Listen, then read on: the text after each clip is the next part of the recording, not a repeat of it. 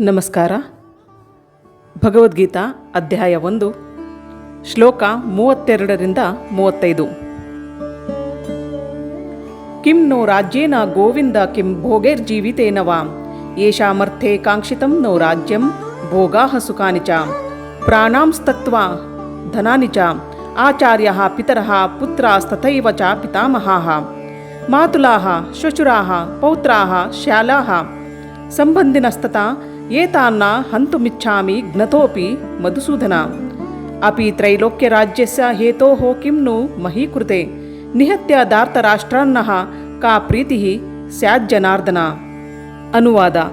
ಹೇ ಗೋವಿಂದ, ಯಾರಿಗೋಸ್ಕರ ನಾವು ರಾಜ್ಯವನ್ನು, ಸುಖವನ್ನು ಮತ್ತು ಬದುಕನ್ನು ಸಹ ಬಯಸುತ್ತೇವೆಯೋ ಅವರೇ ನಮ್ಮ ವಿರುದ್ಧವಾಗಿ ಯುದ್ಧಕ್ಕೆ ಸನ್ನದ್ಧರಾಗಿರುವಾಗ ಅವುಗಳಿಂದ ಏನು ಪ್ರಯೋಜನ?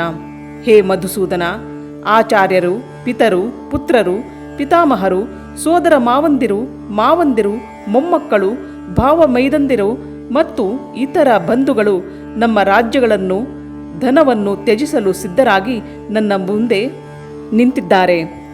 ಅವರು ನನ್ನನ್ನು ಕೊಲ್ಲಬಹುದು, ಆದರೂ ಅವರನ್ನು ಕೊಲ್ಲಲು ನಾನೇಕೆ ಅಪೇಕ್ಷಿಸಬೇಕು? ಹೇ ಜನಾರ್ದನ, ಈ ಭೂಮಿಯ ಮಾತಿರಲಿ, 3 ಲೋಕಗಳನ್ನು ನನಗೆ ಕೊಡುವುದಾದರೂ ನಾನು ಇವರೊಡನೆ ಯುದ್ಧ ಮಾಡಲು ಸಿದ್ಧನಾಗಿಲ್ಲ. ಧೃತರಾಷ್ಟ್ರನ ಮಕ್ಕಳನ್ನು ಕೊಂದು ನಮಗೆ ಯಾವ ಸಂತೋಷ ಬಂದೀತು? ಭಾವಾರ್ಥ. ಕೃಷ್ಣನು ಗೋವುಗಳ ಮತ್ತು ಇಂದ್ರಿಯಗಳ ಎಲ್ಲ ಸಂತೋಷಗಳಿಗೆ ಕಾರಣನಾದವನು. ಇದರಿಂದಲೇ ಅರ್ಜುನನು ಶ್ರೀಕೃಷ್ಣನನ್ನು ಗೋವಿಂದ ಎಂದು ಕರೆದಿದ್ದು. ಈ ಅರ್ಥವತ್ತಾದ ಪದವನ್ನು ಬಳಸಿ ತನ್ನ ಇಂದ್ರಿಯಗಳಿಗೆ ಯಾವುದು ತೃಪ್ತಿಯನ್ನು ಕೊಡಬಲ್ಲದು ಎನ್ನುವುದನ್ನು ಕೃಷ್ಣನು ಅರ್ಥ ಮಾಡಿಕೊಳ್ಳಬೇಕು ಎಂದು ಅರ್ಜುನನು ಸೂಚಿಸುತ್ತಾನೆ. ಆದರೆ ಗೋವಿಂದನು ಇರುವುದು ನಮ್ಮ ಇಂದ್ರಿಯಗಳನ್ನು ತೃಪ್ತಿಗೊಳಿಸುವುದಕ್ಕಲ್ಲ. ನಾವು ಗೋವಿಂದನ ಇಂದ್ರಿಯಗಳನ್ನು ತೃಪ್ತಿಗೊಳಿಸಲು ಪ್ರಯತ್ನಿಸಿದರೆ ನಮ್ಮ ಪ್ರಯತ್ನವಿಲ್ಲದೆ ನಮ್ಮ ಇಂದ್ರಿಯಗಳು ತೃಪ್ತಿ ಹೊಂದುತ್ತವೆ. ಪ್ರಾಪಂಚಿಕವಾಗಿ ಪ್ರತಿಯೊಬ್ಬನು ತನ್ನ ಇಂದ್ರಿಯಗಳನ್ನು ತೃಪ್ತಿಪಡಿಸಲು ಬಯಸುತ್ತಾನೆ ಮತ್ತು ತನ್ನ ಅಪ್ಪಣೆಯಂತೆ ದೇವರು ಈ ತೃಪ್ತಿಗಾಗಿ ಎಲ್ಲವನ್ನು ಒದಗಿಸಬೇಕು ಎಂದು ಬಯಸುತ್ತಾನೆ. ದೇವರು ಜೀವಿಗಳ ಯೋಗ್ಯತೆಗಳಿಗೆ ಅನುಗುಣವಾಗಿ ಅವರ ಇಂದ್ರಿಯಗಳಿಗೆ ತೃಪ್ತಿ ಕೊಡುತ್ತಾನೆ, ಆದರೆ ಅವರು ಹಂಬಲಿಸುವಷ್ಟು ತೃಪ್ತಿಯನ್ನು ಕೊಡುವುದಿಲ್ಲ. ಆದರೆ ಯಾರೇ ಆಗಲಿ ಇದರ ವಿರುದ್ಧವಾದ ದಾರಿಯನ್ನು ಹಿಡಿದರೆ, ಎಂದರೆ ತನ್ನ ಇಂದ್ರಿಯಗಳ ತೃಪ್ತಿಯನ್ನು ಬಯಸದೆ ಗೋವಿಂದನ ಇಂದ್ರಿಯಗಳನ್ನು ತೃಪ್ತಿಪಡಿಸಲು ಪ್ರಯತ್ನಿಸಿದರೆ, ಆಗ ಗೋವಿಂದನ ಕೃಪೆಯಿಂದ ಜೀವಿಯ ಎಲ್ಲ ಬಯಕೆಗಳು ಈಡೇರುತ್ತವೆ. ತನ್ನ ಕುಲದ ಮತ್ತು ಕುಟುಂಬದ ಸದಸ್ಯರ ವಿಷಯದಲ್ಲಿ ಅರ್ಜುನನಿಗೆ ಇರುವ ಗಾಢವಾದ ಪ್ರೀತಿಯು ಇಲ್ಲಿ ವ್ಯಕ್ತವಾಗುತ್ತದೆ. ಅವನು ಯುದ್ಧ ಮಾಡಲು ಸಿದ್ಧನಿಲ್ಲ. ಯಾರಿಗೆ ಆದರೂ ತನ್ನ ಸಂಪತ್ತನ್ನು ಬಂಧು ಮಿತ್ರರಿಗೆ ತೋರಿಸಬೇಕೆಂಬ ಅಪೇಕ್ಷೆ ಇರುತ್ತದೆ.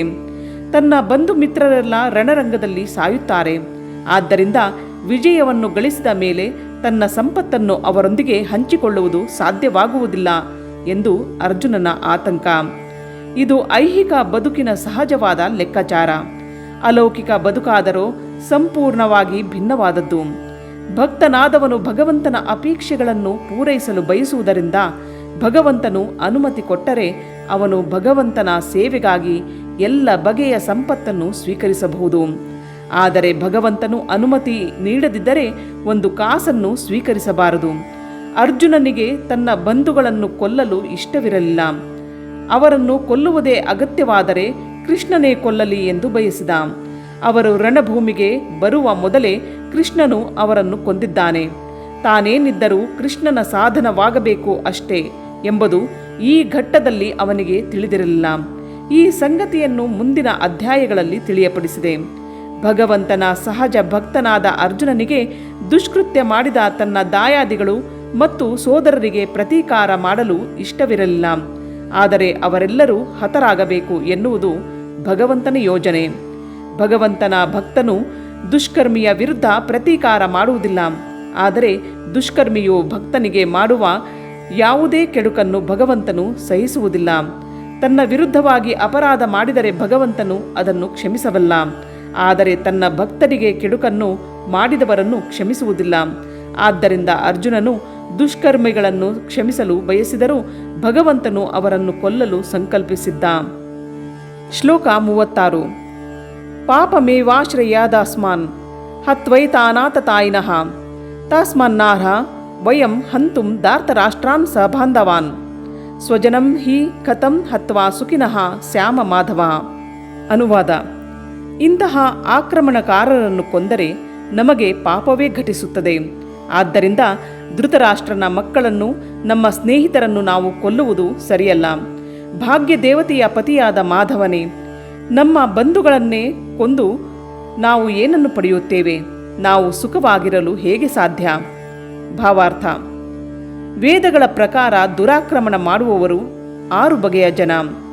ವಿಷ ಹಾಕುವವನು, ಮನೆಗೆ ಬೆಂಕಿ ಹಚ್ಚುವವನು, ಮಾರಕ ಆಯುಧಗಳಿಂದ ಹಲ್ಲೆ ಮಾಡುವವನು, ಸಂಪತ್ತನ್ನು ಲೂಟಿ ಮಾಡುವವನು, ಮತ್ತೊಬ್ಬನ ನೆಲವನ್ನು ವಶಪಡಿಸಿಕೊಳ್ಳುವವನು ಮತ್ತು ಮತ್ತೊಬ್ಬನ ಹೆಂಡತಿಯನ್ನು ಅಪಹರಿಸುವವನು. ಇಂತಹ ಆಕ್ರಮಣಕಾರರನ್ನು ಕೂಡಲೇ ಕೊಲ್ಲಬೇಕು. ಹಾಗೆ ಕೊಲ್ಲುವುದರಿಂದ ಪಾಪವೇನೂ ಬರುವುದಿಲ್ಲ. ಇಂತಹ ಆಕ್ರಮಣಕಾರರನ್ನು ಕೊಲ್ಲುವುದು ಸಾಮಾನ್ಯ ಮನುಷ್ಯನಿಗೂ ಯೋಗ್ಯ ಕಾರ್ಯ. ಆದರೆ ಅರ್ಜುನನು ಸಾಮಾನ್ಯ ಮನುಷ್ಯನಾಗಿರಲಿಲ್ಲ. ಅವನದು ಸಂತ ಸದೃಶ ಸ್ವಭಾವ. ಆದ್ದರಿಂದ ಅವನು ಸಂತನಂತೆಯೇ ಅವರೊಡನೆ ನಡೆದುಕೊಳ್ಳಲು ಬಯಸಿದ. ಆದರೆ ಇಂತಹ ಸಂತನ ರೀತಿ ಕ್ಷತ್ರಿಯನಿಗಲ್ಲ. ಒಂದು ರಾಜ್ಯದ ಆಡಳಿತದಲ್ಲಿ ಹೊಣೆಗಾರಿಕೆಯುಳ್ಳ ಮನುಷ್ಯನು ಸಂತ ಸದೃಶ್ಯನಾಗಿರಬೇಕೆಂದು ಬಯಸುತ್ತಾನೆ, ನಿಜ. ಆದರೆ ಅವನು ಹೇಡಿಯಾಗಿರಬಾರದು. ಉದಾಹರಣೆಗೆ ಶ್ರೀರಾಮ. ಅವನದು ಎಂತಹ ಸ್ವಭಾವ ಎಂದರೆ ಈಗಲೂ ಜನರು ರಾಮರಾಜ್ಯದಲ್ಲಿರಬೇಕೆಂದು ಬಯಸುತ್ತಾರೆ. ಆದರೆ ರಾಮನು ಎಂದೂ ಹೇಡಿಯಂತೆ ನಡೆದುಕೊಳ್ಳಲಿಲ್ಲ. ರಾಮನ ಪತ್ನಿ ಸೀತೆಯನ್ನು ಅಪಹರಿಸಿದ ರಾವಣನು ರಾಮನ ವಿರುದ್ಧ ಆಕ್ರಮಣ ಮಾಡಿದವನೇ. ಜಗತ್ತಿನ ಚರಿತ್ರೆಯಲ್ಲೇ ಸಾಮ್ಯವಿಲ್ಲದಂತಹ ಪಾಠವನ್ನು ಶ್ರೀರಾಮನು ಅವನಿಗೆ ಕಲಿಸಿದ. ಆದರೆ ಅರ್ಜುನನ ವಿರುದ್ಧ ಆಕ್ರಮಣ ಮಾಡಿದವರು ವಿಶೇಷ ವರ್ಗದವರು ಎಂದರೆ ಅವನ ತಾತ, ಅವನ ಗುರು, ಸ್ನೇಹಿತರು, ಮಕ್ಕಳು, ಮೊಮ್ಮಕ್ಕಳು ಮೊದಲಾದವರು ಎಂಬುದನ್ನು ಪರಿಗಣಿಸಬೇಕು. ಆದ್ದರಿಂದಾಗಿ ಅರ್ಜುನನು ಸಾಮಾನ್ಯ ಅತಿಕ್ರಮಣಕಾರರ ವಿರುದ್ಧ ಅಗತ್ಯವೆನಿಸುವ ತೀವ್ರ ಕ್ರಮಗಳನ್ನು ಕೈಗೊಳ್ಳಬಾರದು ಎಂದು ಭಾವಿಸಿದ. ಅಲ್ಲದೆ ಸಂತ ಸ್ವಭಾವದವರು ಕ್ಷಮೆಯನ್ನು ತೋರಬೇಕೆಂದು ಆದೇಶವಿದೆ. ಸಂತ ಸ್ವಭಾವದವರಿಗೆ ಯಾವುದೇ ರಾಜಕೀಯ ತುರ್ತಿಗಿಂತ ಇಂತಹ ಆದೇಶಗಳು ಮುಖ್ಯ. ರಾಜಕೀಯ ಕಾರಣಗಳಿಗಾಗಿ ತನ್ನ ಬಂಧುಗಳನ್ನು ಕೊಲ್ಲುವುದಕ್ಕಿಂತ ಧರ್ಮ ಮತ್ತು ಸಂತ ಸಹಜ ರೀತಿ ಈ ಕಾರಣಗಳಿಗಾಗಿ ಅವರನ್ನು ಕ್ಷಮಿಸುವುದೇ ಉತ್ತಮ ಎಂದು ಅರ್ಜುನನು ಭಾವಿಸಿದ. ತಾತ್ಕಾಲಿಕವಾಗಿ ದೇಹ ಸುಖಕ್ಕಾಗಿ ಮಾತ್ರ ಅವರನ್ನು ಕೊಲ್ಲುವುದು ಯೋಗ್ಯವಲ್ಲ ಎಂದು ಅವನು ಭಾವಿಸಿದ. ಅವರನ್ನು ಕೊಂದು ಪಡೆಯುವ ರಾಜ್ಯವಾಗಲಿ ಸುಖವಾಗಲಿ ಶಾಶ್ವತವೇನೂ ಅಲ್ಲ. ಹೀಗಿರುವಾಗ ತನ್ನ ಬಂಧುಗಳನ್ನೇ ಕೊಂದು ತನ್ನ ಜೀವನಕ್ಕೂ ಶಾಶ್ವತವಾದ ಮುಕ್ತಿಗೂ ಆಪತ್ತನ್ನೇಕೆ ತಂದುಕೊಳ್ಳಬೇಕು? ಅರ್ಜುನನು ಕೃಷ್ಣನನ್ನು ಮಾಧವ ಅಥವಾ ಭಾಗ್ಯ ದೇವತೆಯ ಪತಿ ಎಂದು ಕರೆಯುವುದು ಅರ್ಥವತ್ತಾಗಿದೆ. ಕೃಷ್ಣನು ಭಾಗ್ಯ ದೇವತೆಯ ಪತಿ.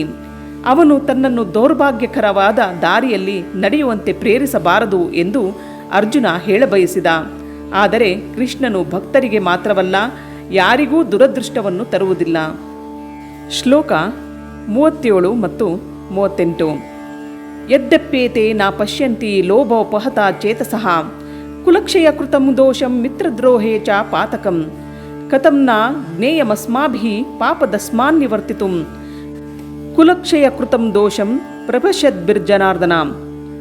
ಅನುವಾದ: ಹೇ ಜನಾರ್ದನ, ಈ ಜನರ ಹೃದಯಗಳು ಸಂಪೂರ್ಣವಾಗಿ ದುರಾಶೆಗೆ ವಶವಾಗಿವೆ. ತಮ್ಮ ಕುಟುಂಬದವರನ್ನು ಕೊಲ್ಲುವುದರಲ್ಲಾಗಲಿ ಮಿತ್ರದ್ರೋಹದಲ್ಲಾಗಲಿ ಇವರಿಗೆ ದೋಷವೇನೂ ಕಾಣುವುದಿಲ್ಲ. ಆದರೆ ಕುಲಕ್ಷಯವನ್ನು ಮಾಡುವುದು ಪಾಪವೆಂದು ತಿಳಿದ ನಾವು ಈ ಪಾಪ ಕಾರ್ಯವನ್ನೇಕೆ ಮಾಡಬೇಕು? ಭಾವಾರ್ಥ: ಎದುರಾಳಿಯು ಯುದ್ಧಕ್ಕಾಗಲಿ ಜೂಜಿಗಾಗಲಿ ಆಹ್ವಾನಿಸಿದಾಗ ಕ್ಷತ್ರಿಯನಾದವನು ತಿರಸ್ಕರಿಸಲಾಗದು. ಇಂತಹ ಕರ್ತವ್ಯಕ್ಕೆ ಬದ್ಧನಾದ ಅರ್ಜುನನು ಯುದ್ಧ ಮಾಡಲು ನಿರಾಕರಿಸುವಂತಿರಲಿಲ್ಲ. ದುರ್ಯೋಧನನ ಪಕ್ಷವು ಅವನಿಗೆ ಸವಾಲು ಎಸೆದಿತ್ತು. ಈ ಸನ್ನಿವೇಶದಲ್ಲಿ ಎದುರು ಪಕ್ಷವು ಇಂತಹ ಸವಾಲಿನ ಪರಿಣಾಮಕ್ಕೆ ಕುರುಡಾಗಿರಬಹುದು ಎನ್ನುವುದನ್ನು ಅರ್ಜುನನು ಪರಿಗಣಿಸಿದ. ಅವನು ಇದರ ದುಷ್ಪರಿಣಾಮಗಳನ್ನು ಕಾರಣಬಲ್ಲವನಾಗಿದ್ದ. ಆದ್ದರಿಂದ ಅವನು ಸವಾಲನ್ನು ಒಪ್ಪಿಕೊಳ್ಳುವುದು ಸಾಧ್ಯವಿರಲಿಲ್ಲ. ಪರಿಣಾಮ ಒಳ್ಳೆಯದಾಗಿದ್ದಾಗ ಮಾತ್ರ ಕರ್ತವ್ಯವು ವ್ಯಕ್ತಿಯನ್ನು ಬಂಧಿಸುತ್ತದೆ. ಪರಿಣಾಮ ಬೇರೆಯ ರೀತಿಯದಾಗಿದ್ದರೆ ಅದು ಯಾರನ್ನು ಕಟ್ಟಿಗೆ ಒಳಪಡಿಸುವಂತಿಲ್ಲ. ಯುದ್ಧ ಮಾಡುವುದರ ಪರವಾಗಿ ಮತ್ತು ವಿರುದ್ಧವಾಗಿ ಈ ಎಲ್ಲ ಅಂಶಗಳನ್ನು ಪರಿಶೀಲಿಸಿ ಅರ್ಜುನನು ಯುದ್ಧ ಮಾಡುವುದಿಲ್ಲ ಎಂದು ನಿರ್ಧರಿಸಿದ. ಶ್ಲೋಕ 39. ಕುಲಕ್ಷಯೇ ಪ್ರಣಶ್ಯಂತಿ ಕುಲಧರ್ಮಾಃ ಸನಾತನಃ ಧರ್ಮೇ ನಷ್ಟೇ ಕುಲಂ ಕೃತ್ಸ್ನ ಮಧರ್ಮೋಭಿ ಭವತ್ಯುತ. ಅನುವಾದ: ಕುಲಕ್ಷಯವಾದರೆ ಸನಾತನವಾದ ಕುಲಧರ್ಮವು ನಾಶವಾಗುತ್ತದೆ. ಧರ್ಮವು ನಷ್ಟವಾದರೆ ಕುಟುಂಬದಲ್ಲಿ ಉಳಿದ ಭಾಗವು ಅಧರ್ಮದ ವಶವಾಗುತ್ತದೆ. ಭಾವಾರ್ಥ: ವರ್ಣಾಶ್ರಮ ವ್ಯವಸ್ಥೆಯಲ್ಲಿ ಕುಟುಂಬದ ಸದಸ್ಯರು ಯೋಗ್ಯವಾದ ರೀತಿಯಲ್ಲಿ ಬೆಳೆದು ಆಧ್ಯಾತ್ಮಿಕ ಮೌಲ್ಯಗಳನ್ನು ಸಾಧಿಸಲು ನೆರವಾಗುವ ಧಾರ್ಮಿಕ ಸಂಪ್ರದಾಯಗಳ ಸೂತ್ರಗಳು ಹಲವಿವೆ. ಹುಟ್ಟಿನಿಂದ ಪ್ರಾರಂಭವಾಗಿ ಸಾವಿನವರೆಗೆ ಕುಟುಂಬದಲ್ಲಿ ಜರುಗುವ ಇಂತಹ ಶುದ್ಧೀಕರಣ ಪ್ರಕ್ರಿಯೆಗಳಿಗೆ ಕುಟುಂಬದ ಹಿರಿಯರದೇ ಹೊಣೆ. ಆದರೆ ಹಿರಿಯರು ತೀರಿಕೊಂಡಾಗ ಕುಟುಂಬದ ಇಂತಹ ಶುದ್ಧೀಕರಣ ಸಂಪ್ರದಾಯಗಳು ನಿಂತು ಹೋಗಬಹುದು. ಸಂಸಾರದ ಉಳಿದ ಕಿರಿಯರು ಅಧಾರ್ಮಿಕ ಅಭ್ಯಾಸಗಳನ್ನು ಬೆಳೆಸಿಕೊಂಡು ಆಧ್ಯಾತ್ಮಿಕ ಮುಕ್ತಿಯ ಅವಕಾಶಗಳನ್ನು ಕಳೆದುಕೊಳ್ಳಬಹುದು. ಆದ್ದರಿಂದ ಯಾವುದೇ ಉದ್ದೇಶದಿಂದಾಗಲಿ ಕುಟುಂಬದ ಹಿರಿಯರನ್ನು ಕೊಲ್ಲಲಾಗದು. ಶ್ಲೋಕ 40. ಅಧರ್ಮಾಭಿಭವಾತ್ ಕೃಷ್ಣ ಪ್ರದುಷ್ಯಂತಿ ಕುಲಸ್ತ್ರೀಯಃ ಸ್ತ್ರೀಷು ದುಷ್ಟಾಸು ವಾರ್ಷ್ಣೇಯ ಜಾಯತೆ ವರ್ಣಸಂಕರಃ. ಅನುವಾದ: ಹೇ ಕೃಷ್ಣ, ಕುಟುಂಬದಲ್ಲಿ ಅಧರ್ಮವು ಪ್ರಧಾನವಾದಾಗ ಕುಲಸ್ತ್ರೀಯರು ನೀತಿಭ್ರಷ್ಟರಾಗಿ ಅನಿಷ್ಟ ಸಂತಾನ ಸೃಷ್ಟಿಯಾಗುತ್ತದೆ. ಭಾವಾರ್ಥ: ಬದುಕಿನಲ್ಲಿ ಶಾಂತಿ, ಶ್ರೇಯಸ್ಸು ಮತ್ತು ಆಧ್ಯಾತ್ಮಿಕ ಮುನ್ನಡೆಗಳನ್ನು ಸಾಧಿಸಲು ಮಾನವ ಕುಲದಲ್ಲಿ ಅನಿವಾರ್ಯವಾದ ಮೂಲಾಧಾರವೆಂದರೆ ಒಳ್ಳೆಯ ಜನತೆ.